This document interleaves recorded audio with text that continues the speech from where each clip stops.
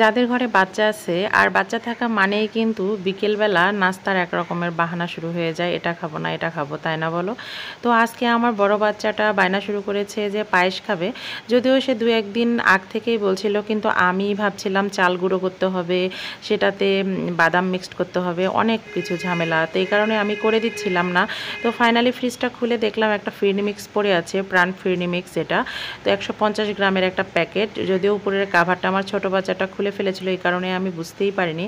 তো এটা রান্না করতে যদিও কোনো কিছুর প্রয়োজন হয় না, তো কিভাবে রান্না করলাম চলো সেটাই তোমাদের সঙ্গে একটু শেয়ার করি।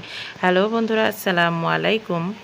প্রাণ ফিরনি মিক্স রান্না করার জন্য আমার শুধু 1 লিটার খাঁটি গরুর দুধের প্রয়োজন। এছাড়া আমার কোনো কিছুরই এখানে প্রয়োজন হবে না, কারণ চাল, চিনি, কেওড়া জল, গোলাপ জল, কাঠবাদাম বা কিশমিশ যেগুলোই বলো না কেন সবগুলোই কিন্তু এই প্যাকেটের ভিতরেই দেওয়া থাকে। আর এই কারণে এখানে শুধুমাত্র 1 লিটার দুধের প্রয়োজন। তো 1 লিটার দুধ এখানে আমি বলক আসা পর্যন্ত অপেক্ষা করলাম, এবং বলক আসার কিছুক্ষণ পরে প্যাকেটের সম্পূর্ণ উপকরণগুলো এই দুধের ভিতরে ঢেলে দেব এবং আস্তে আস্তে নাড়াচাড়া করব। আর যদি ইন্ডাকশান বাসায় থাকে তাহলে আর অনবরত এভাবে নাড়াচাড়া করতে হবে না। ইন্ডাকশানের আই তো আমি 300 মোড অন করে এখানে আমি যতক্ষণ পর্যন্ত এই ফিরনিটা গাঢ় না হয়ে আসবে ঠিক ততক্ষণ পর্যন্ত চুলায় রেখে দেব।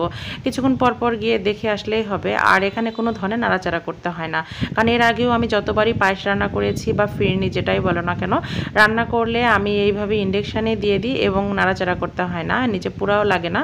তো যাই হোক, আর যদি চুলায় হয় তাহলে সব সময় নাড়াচাড়া করতে হবে, নইলে কিন্তু নিচে পুড়ে লেগে যাবে। আর পুড়া লেগে গেলে কিন্তু পায়েস বা ফিরনির একটা বাজে ফ্লেভার অ্যাড হবে এখানে, আর এটা থেকে কিন্তু খেতে একদমই ভালো লাগবে না। অনেকেই আছো যে ভাইয়ারা ব্যাচেলার মেসে থাকো, তাদের কিন্তু বাসাতে না গেলে বা মায়ের কাছে না গেলে কখনোই ঈদ ছাড়া তাদের হয়তো কপালে ফিরনি, পায়েস এগুলো খাওয়া একদমই জুটে না।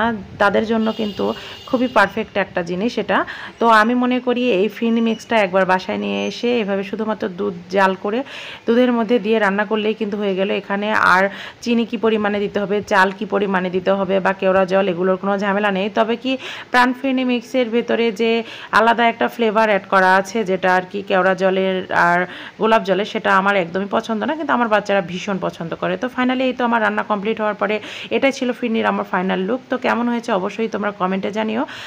আর তোমরা কে কে আছো এভাবে প্রাণ ফিরনি মিক্স বাসায় রান্না করে খেয়েছো অবশ্যই তারা কমেন্টে জানিও।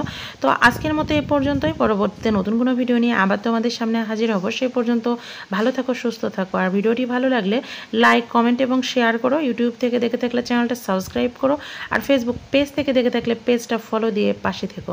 আল্লাহ হাফেজ।